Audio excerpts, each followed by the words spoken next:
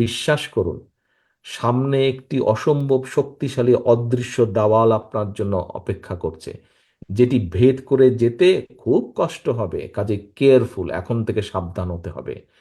ইনকেস সেই স্বৈরাচার যে পড়ে গিয়েছে, পালিয়ে গিয়েছে, তারা তো বসে নেই, তারা তো ষড়যন্ত্র করছে। যদি তাদের ষড়যন্ত্র সফল হয়, আপনার এই কেস তো উঠবেই না, বরং এই কারো 10টা থাকলে ওই দ্বিগুণ হয়ে জ্যামিতিক হারে 20টা হয়ে যাবে। সেই সম্ভাবনাও কিন্তু আছে। সেই সম্ভাবনাকে যদি নস্যাৎ করে দিতে হয়, আজকে থেকে আপনাদের প্রত্যেককে কেয়ারফুল হতে হবে। আজকে থেকে আপনাদের টার্গেট একটাই হতে হবে, জনগণ, জনগণ অ্যান্ড জনগণ।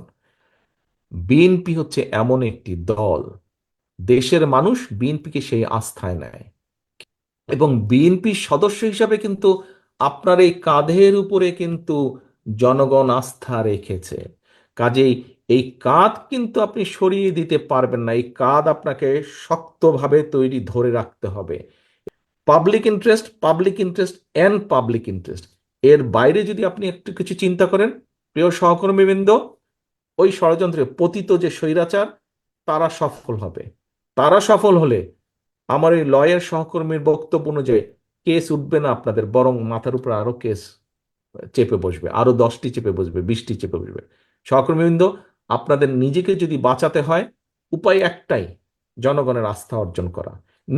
নিজেকে যদি রক্ষা করতে হয়, উপায় একটাই, জনগণের আস্থা রক্ষা করা। আস্থা রক্ষা করা, জনগণের আস্থা, নিজেকে আস্থায় রাখা। আপনাকে যদি, আপনার পরিবারকে যদি রক্ষা করতে হয়, আপনার আপনার স্ত্রী, সন্তান, বাবা মা সকলকে যদি রক্ষা করতে হয়, উপায় একটাই, জনগণের আস্থা অর্জন করা। উপায় একটাই, এর বাইরে কোনো উপায় নাই। আপনি যখন রাজনৈতিক কর্মী হয়ে গিয়েছেন, আপনার এর বাইরে আর কোনো উপায় নাই, but to earn the achievement of the public support. এর বাইরে আপনার আর কোনো উপায় নাই। কাজে আসুন, আজকে আমাদের যে 31 দফা নিয়ে আমরা যেটি এখানে চিন্তা করলাম, যেটি শিখলাম, জানলাম, এটিকে আমরা এই ঘরের ভেতরে শুধু সীমাবদ্ধ রাখবো না।